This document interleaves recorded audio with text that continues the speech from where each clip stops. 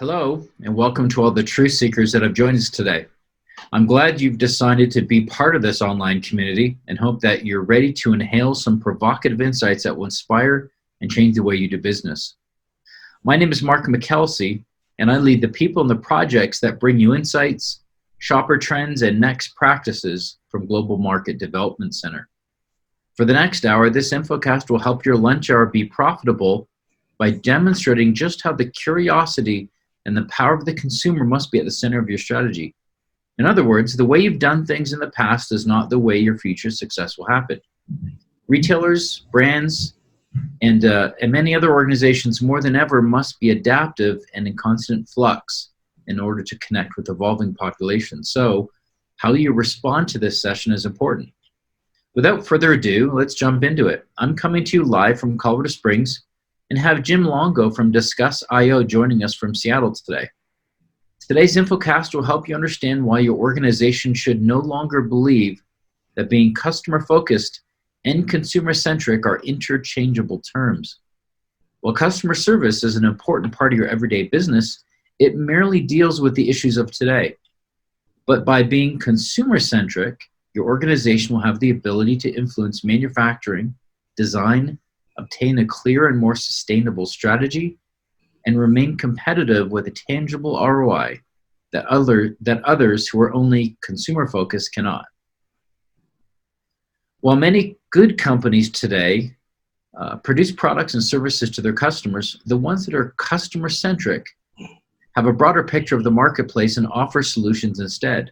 While great customer service will give their customers a nice experience, those who have the consumer wired at the very center of their organizational thinking have customers for life. They are focused less on tactical tools and instead strategically plan their efforts around the relationship with their customer and their intrinsic values. So it's all about being proactive and not reactive. Some clear examples of how organizations have shifted that kind of thinking and are winning as a result in the marketplace are Best Buy, Tesla, Lego, Amazon, Trader Joe's, Costco, Dollar Shave Club, and yes, Apple. All of these have been recently voted by Forbes as some of the most prolific think like a consumer, quote, type of organizations. Being consumer-centric has many shapes and forms of success, and gathering data to execute that kind of culture in order to influence your decision-making is key. And that's what we're going to tell you more about today. So Jim, would you help our viewers know more about what they can expect to learn? Yeah, thanks, Mark. And good afternoon or good morning, everyone. I'm glad I could join you for lunch. So some of the things we'll be talking about today is really understanding how we can leverage modern technology to get closer to the consumer and really expose you to a process that can save you both time and money when you're trying to understand the buying behaviors and even the lifestyles of your consumer. And lastly, that you can truly scale qualitative research and make it more accessible through the entire organization. Mark, back to you. Sounds great. Thanks, and I'm really looking forward to this today. So before we get started and dive in, I'd like to remind our viewers that we can take questions during or after the session by using the Q&A button at the bottom of your screen. And we'll get to those by the end of the hour. So don't use the chat button. Please use the one that says Q&A. So let's get started. Back over to you, Jim. All right. Let me go ahead and share my screen here. And we can get started. Give me 1 second. All right. So sorry about that. Here we go. All right. So yes, as I mentioned earlier, we want to talk about today is getting more consumer-centric throughout the whole organization and really driving empathy or customer closeness. So at Discuss.io, we've been doing this for about 7 years now. And really our use case was to replicate focus groups and one-on-one interviews. And over the years, what we have found is that the ideal use case that people are connecting with us is for understanding customer closeness. This is very, very important in the way the world is changing, how marketing has changed over the last few years, and really being agile and being able to adapt to changing lifestyles. So really quickly here, we just wanted to point out a little bit around what is really driving this. This is some of the things that our customers have told us of the importance of empathy. And those that are running programs have been able to shatter a lot of preconceptions that are out there, uncover unmet needs, develop category understanding, and again, establish that empathy and created customer-centric organizations and making decisions this way. But most of all, I think what we've heard from people running these programs, and it builds excitement and it recharges not only the marketing department, but the entire organization.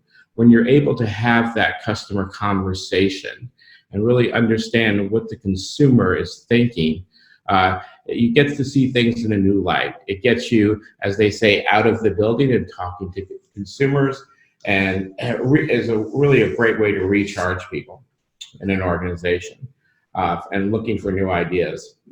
So, democratizing research or democratizing customer closeness is very important. And it's not just the insights department talking to the consumer, but it's the entire organization being plugged in. So the process that we're going to be talking about today is really about breaking those silos down and making the consumer available for anyone in the organization when they have a question, that they can quickly reach out, talk to that consumer, and bring that back to a meeting or their team and make decisions faster. So, and that's critical today as we live in this agile world where it's so important to be able to make decisions and be very, very reactive to the market. So I love this quote here, and this is something that I think is very critical, because in order to truly gain empathy, it's one thing to be an observer and sit behind a mirror and watch a focus group, but it's a completely other thing to have a conversation. And I talk to a lot of brand managers or brand team members through organizations, and they say, yeah, they have conversations when they're in a grocery store or they're in a drugstore with consumers informally, but that's one thing. But really, to be able to do that from wherever you're located and not have to travel to that grocery store and have that conversation is a great way to connect with the consumers and really understand their buying habits and what goes into their buying decisions. So I can't say enough the importance of just having that human connection, that it makes it real for everybody. So next, I want to talk a little bit, because there are just terabytes of big data out there that all of you probably use in your day-to-day decision making. But what we've lost with that is really understanding the why. And Trisha Wang, who's an ethnographer, really talks a lot about this in her writings, and that's around what we call thick data. And that's getting social context to understand what that big data really means and what's behind those numbers and what's driving that data, is to have that conversation. And with that, when you combine the two, that's when it becomes very powerful for an organization, especially those in retail, that being able to, again, put that context around what is driving that particular behavior, and understanding that fully. And we've seen a lot of examples where just changing minor things within a store increases their NPS scores and so forth, but they couldn't find that in data itself. It wasn't until they actually started talking to some of the consumers that they realized what was happening. So let's talk about how we do this. So we do customer connects using video, and we're leveraging technologies, as I mentioned at the onset here. What we have done is built a platform that allows you to, on demand, have a conversation with your consumer. And in order to do that, we have simplified this to a self-service model in which you can go into, put in the parameters or specification or screening questions that you like, and spin up a project very quickly. So in a matter of days, you now have answers. It's not waiting 2 and 3 weeks to run a discussion or go to a facility and do a focus group. But again, we're almost like turning on a spigot, if you will, and allowing you to turn that information flow on and off by having live conversations. And it's simply I'll just take you through a few screenshots here. But connecting to the consumer is simply creating a project, defining who that audience is and when you want to talk to them.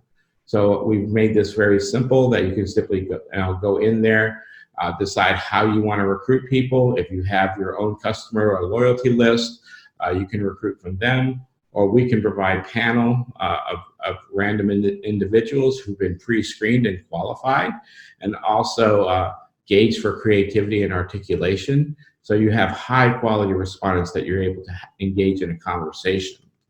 And by doing so, you can create filters or screener questions to make sure you're getting the right consumer, those that have been into your location, say in the last 2 weeks or even the last few days, those who shop digitally compared to shopping in a brick and mortar. So it gives you a lot of that flexibility to screen the right consumer that you're having that conversation with. And not only do they understand or use the category, but meet the target audience that you're trying to reach. You can simply schedule that on a Google-like calendar, invite others in the organization or stakeholders to observe those, and you can run these discussions yourself, or we could provide a facilitator for you. So it really makes easier insights, as I said. These are done through live video conversations, so they are in real time. The benefit of this is that you truly do have a conversation. It's not just a recorded open end where you ask a question and you wish you had been able to ask a follow-up. So by being able to have this conversation, you can go back and forth, and you can ask that 2 or 3 levels deep type of question and follow up to really understand the consumer. So, and we've also put in some tools to make it very easy to do so. So you can have your questions or your discussion guide right on screen next to you. You can just simply click any of these buttons that are on here to be able to check off when you've finished that topic and you've moved on to the next. And what we've done is we've built some back-end analytic tools that actually can group those questions by topic, so you can quickly find them in the deliverable on the back end. We also have the ability to save the moment. So when you are talking to a consumer and you hear something that is what I call an aha moment, you can take a video note, if you will, by just clicking a button, and a video clip grabs that soundbite for you. So again, utilizing technology to get you the answers that you're looking for and get them to your stakeholders faster. On the back end of our tool, we have this ability, and a lot of this came out of or our clients coming back to us and giving us feedback. But one of the things that you want to be able to do when you're looking for those insights or those trends or themes when you're doing qualitative research is being able to find them very quickly. So what we have developed actually is the ability to keyword search a transcript that is synchronized to the video. So not only can you read through what each respondent said in responses to those questions, but also you can view them. So you can see their body language. You can see a little bit about where they're sitting and what their home is like at the same time. So you get a little ethnography on top of this. So it gives that benefit of being able to keyword search and create a video, if you will, off of that by simply just highlighting the text. So again, it's using a little bit of advanced analytics as a way, and also some AI to get you the answers faster so you can make the decisions. And lastly, what we have is certainly there are stakeholders who are having conversations with consumers, all have different views, and they're all looking at the consumer through a different lens.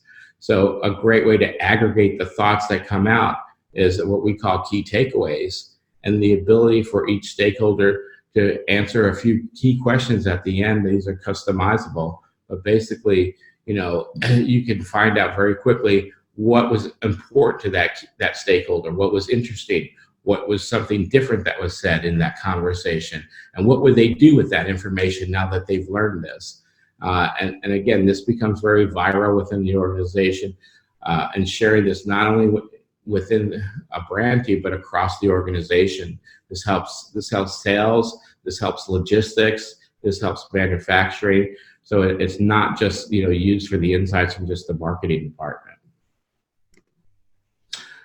So we talked about empathy at scale, and what I want to talk about is a customer, a client of ours, that has basically taken this and made it a mantra through the entire organization. For a number of years, Unilever was reaching out and doing what they called customer connects, and they were flying people globally to interview people in their homes or shop along with them and to experience what it was like to be a consumer, and especially in buying in a certain category. Well, it becomes very expensive, and in this day and age of climate change, Unilever is very much involved in sustainability, and there's flying around thousands of marketers across the globe to have conversations, and they realize there must be an easier way. So we worked with Unilever starting about 6 years ago to develop a customer closeness campaign and make them customer-centric. So this is just one example. So at this point, we have connected with consumers around the world. I believe 80 countries to date, where we have been able to have Unilever employees have live conversations with consumers, and doing that from their desk as opposed to traveling to all these countries. So your availability determines when you can do these, but also you can do multiple countries in the same day. So if you are studying a region in particular and you wanted to understand a certain region of the world or a country, you can have multiple interviews without ever leaving your office. It's also, as I mentioned earlier, democratizing the voice of the consumer across teams. So it's gotten to the point now where people are in meetings, and rather than hypothesizing on how a consumer is thinking, they can actually go out and within a matter of days come back and say, we validated the thoughts that we had here, or we're not on track anymore and we need to go back and do further research. And all of this customer closeness and empathy type programs are not a way of eliminating doing traditional market research, but I see this as an add-on. So it's very simple and it's very basic, but it's something that we've forgotten over the last, say, 30 or 40 years. It's about having a conversation as opposed to only thinking of people, in the terms of what were the survey results or what were their buying habits, based on scanner data that we pulled. So it's, in some ways we've gone full circle. We've gone from talking to the consumer directly in early market research days and doing door-to-door research, to doing online surveys and looking at scanner data, to actually coming back now and talking more to the consumer. So, and again, I think the power is putting both of those together. That makes it very unique. So, and I mentioned sustainability. Certainly Unilever has been able to reduce their global footprint by not having to fly people all across the globe.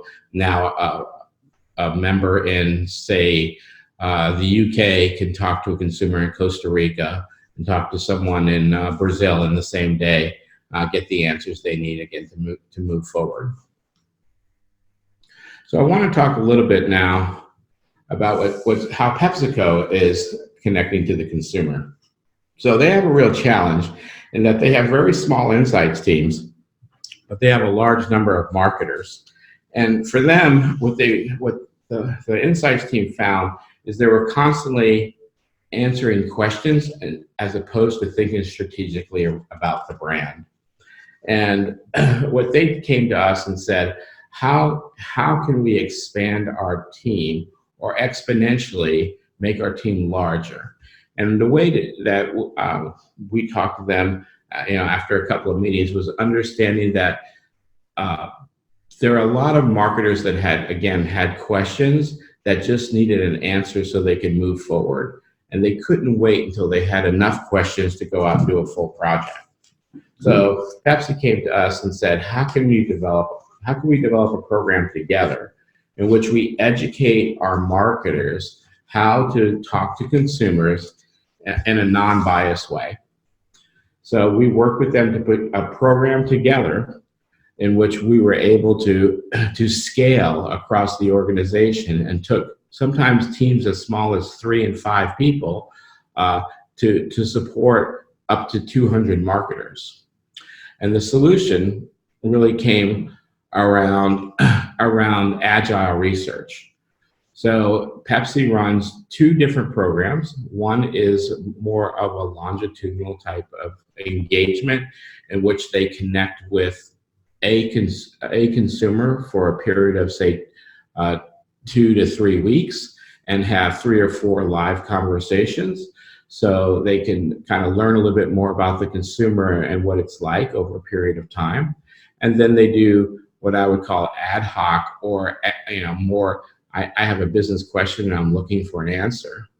And this could be done in an agile process where all stakeholders are involved, and doing iteration type of research as well. So being able to take that conversation, learn from that, iterate on either a package design or a copy or some kind of message, and then show that to a new set of consumers. We've seen this done in product development, where by doing waves of research over a period of time, they're actually able to get to market faster. Both Unilever and Pepsi have told us, among other clients, that every time they use Discuss, they're saving 4 to 6 weeks.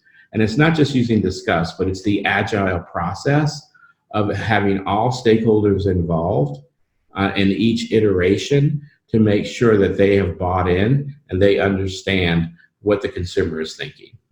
So this case study I have up on the screen now is something Pepsi's in partnership with Starbucks, and they were really looking at their energy drink and how to make that more accessible to people, especially in the Midwest, so heartland consumers. And in order to do that, they really had to understand, what that consumer is like.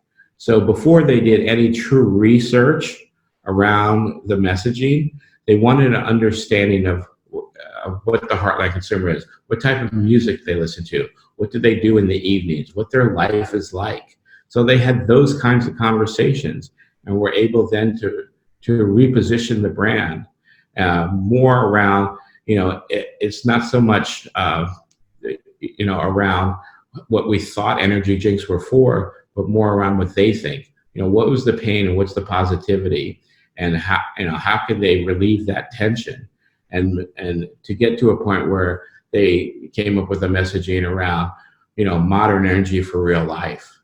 And that came out of doing these connects, and they've been successful in gaining market penetration in the heartland area of the country by doing so.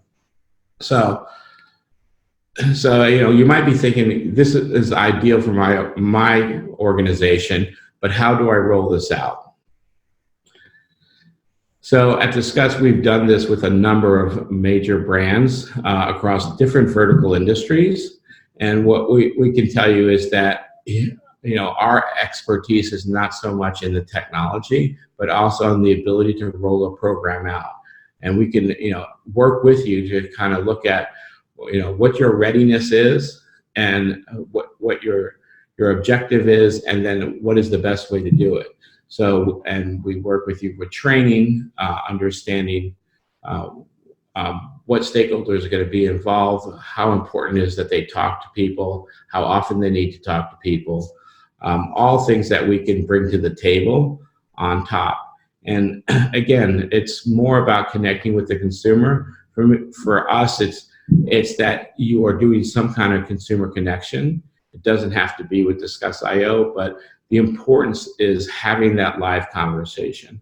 And that's what we're seeing, a change in the entire marketplace, that is becoming very powerful.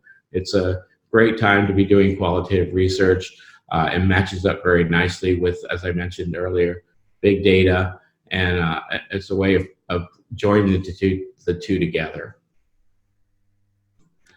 So I want to leave you with this. A lot of people feel like technology, it stresses them out a little bit and what it can do, but really it does make us closer. Years ago we thought people were, just engaged in looking on their phones and not paying attention to the life around them. But and now it's part of our lives, and I think we see that there is a positive towards using technology, and leveraging it in the right way can actually bring us closer together. So with that, Mark, I'll kind of open it up for questions.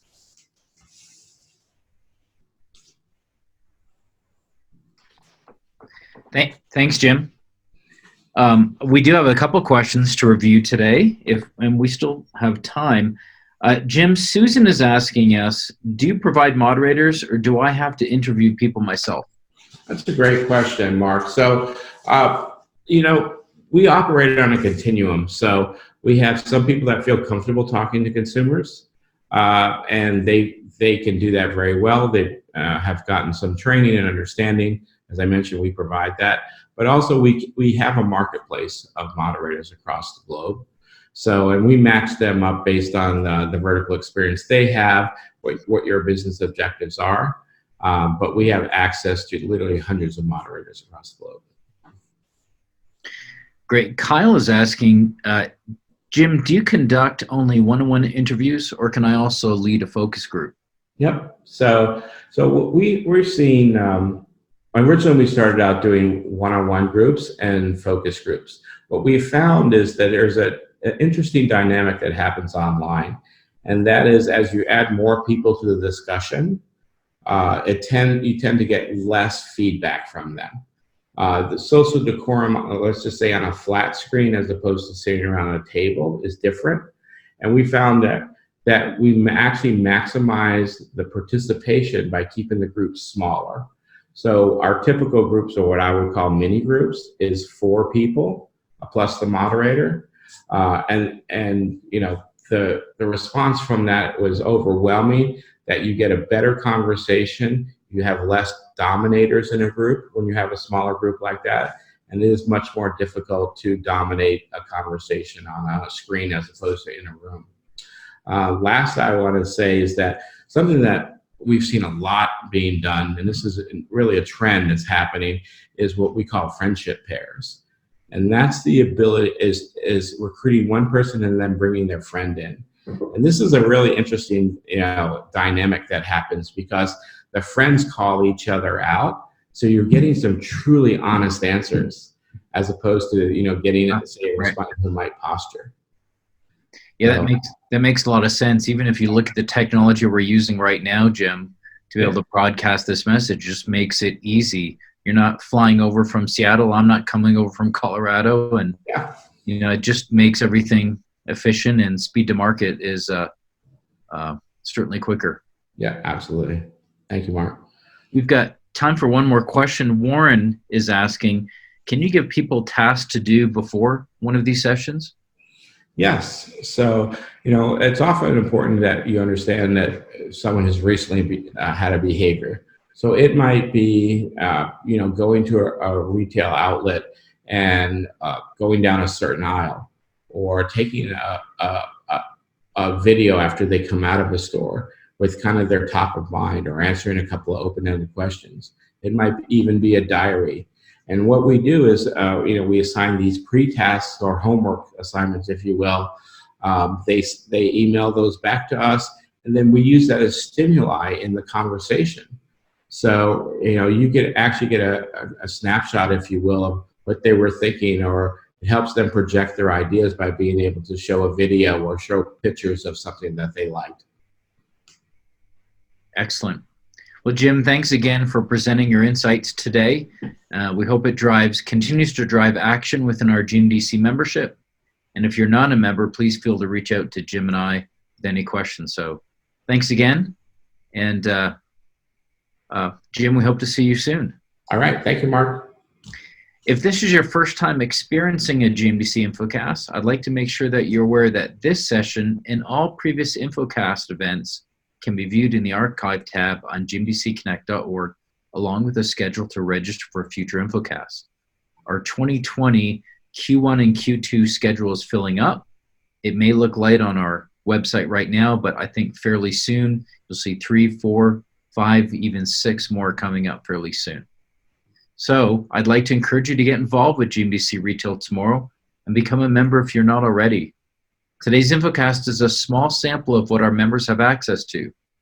GMDC is a nonprofit retail-owned association that helps you connect with people and companies to growth and opportunity in both the general merchandise and health, beauty, wellness, and self-care industries. For more information, please feel free to contact me at markm@gmdc.org, and I'd love to help you find opportunities to get your company exposed to high-profile executives and decision makers. Thanks again for joining us today. We hope the rest of your day is as productive as this last hour has been. Take care.